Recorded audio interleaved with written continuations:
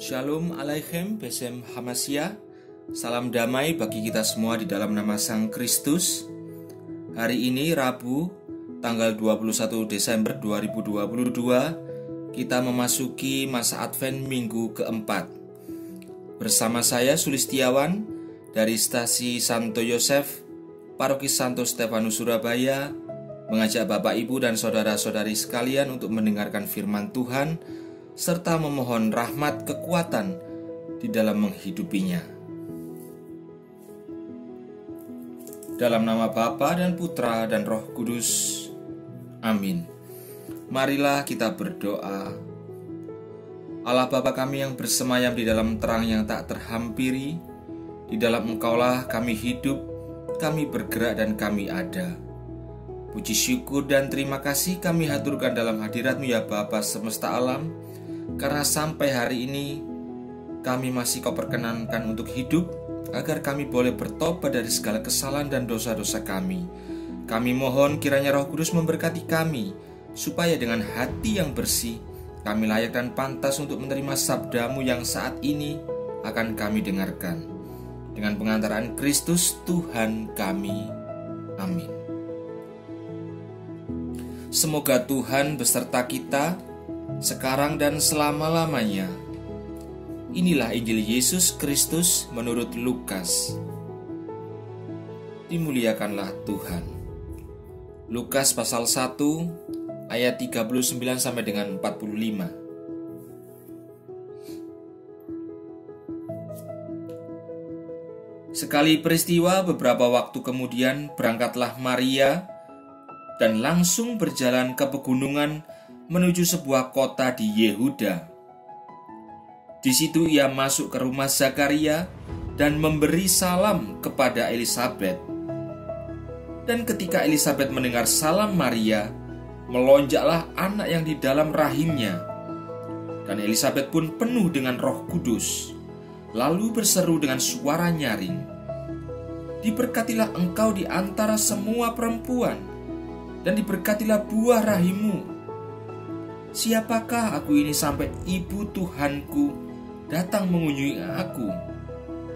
Sebab sesungguhnya ketika salammu sampai kepada telingaku, anak yang di dalam rahimku melonjak kegirangan. Dan berbahagialah ia yang telah percaya, sebab apa yang dikatakan kepadanya dari Tuhan akan terlaksana." Demikianlah sabda Tuhan. Terpujilah Kristus.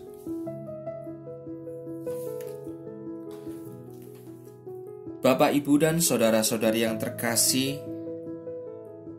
pada bacaan Injil yang baru saja kita dengarkan bersama, terdapat ayat yang merupakan dasar dari doa salam Maria. Sehingga doa tersebut adalah doa yang sangat alkitabiah sekali. Inti pokok atau hal mendasar dari Injil yang baru saja kita dengarkan bersama pada hari ini adalah mau menegaskan bahwa firman Allah berinkarnasi menjadi manusia demi keselamatan umat manusia melalui perawan Maria, seperti yang dinubuatkan dalam kitab Kejadian pasal 3 ayat 15. Sehingga Bapak, Ibu, dan saudara-saudari sekalian, salam yang diucapkan oleh Bunda Maria yang penuh kuasa itu bukanlah berasal dari dirinya sendiri, melainkan oleh karena Tuhan menyertainya. Bahkan Tuhan sendiri berkenan bersemayam di dalam rahim Bunda Maria. Sehingga Bapak, Ibu, dan saudara-saudari sekalian, ketika salam itu sampai ke telinga Elisabet, maka Tuhan sendirilah yang memberikan salam kepada Elisabet, sehingga anak yang dikandung Elisabet itu pun, yang adalah Yohanes Pembaptis, melonjak kegirangan, dan Elisabet pun penuh dengan Roh Kudus. Bapak, Ibu, dan saudara-saudari sekalian, tentu kita diingatkan bahwa penuh dengan Roh Kudus tidaklah membuat seseorang harus bisa berbahasa roh, ataupun membuat suatu mukjizat atau hal-hal yang besar. Tidak. Sebab apa? Sebab hal-hal demikian bukanlah keutamaan. Yang menjadi keutamaan adalah menjadi saksi atau menjadi martir untuk mewartakan kebenaran, untuk berkerigma mengenai kebenaran. Seperti halnya pada Elisabet ketika ia penuh dengan Roh Kudus, bahwa melalui Elisabet, Roh Kudus bersabda bahwa Bunda Maria adalah Bunda Allah Sang Putra atau Ibu Tuhan. Dan Roh Kudus sendiri juga bersabda melalui Elisabet bahwa setiap orang yang percaya, artinya adalah sungguh-sungguh percaya, maka orang tersebut adalah berbahagia. Mengapa berbahagia? Sebab orang tersebut akan beroleh keselamatan. Orang tersebut akan beroleh kehidupan kekal, yang artinya adalah ikut ambil bagian dalam kemuliaan Bapa di dalam Sang Juru Selamat kita. Ada pepatah bahasa Latin, fides quaerens intellectum, iman menuntut pengertian.